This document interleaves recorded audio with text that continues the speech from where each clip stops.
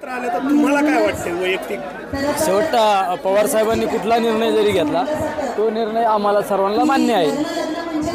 रोहित पवार म्हणतायत की काही प्रवृत्ती दोन पवारांना एकत्र येऊ देत नाही, त्या प्रवृत्ती मूळ. नाही, आता रोहित पवारांशी माझ्या अशी काही चर्चा झाली नाही. कोण प्रवृत्ती काय आहे शेवट त्यांना काही गोष्टी जाणवल्या असतील, ते माझ्यासारख्या कार्यकर्त्याला माहीत नाही त्या गोष्टी. पण असं वाटत नाही का दोन पवारांनी एकत्र यावं? कोणाला वाटत नाही, प्रत्येकाला वाटतं ना कुटुंब हे एकत्र राहिलं पाहिजे आणि प्रत्येकाची भावना असते.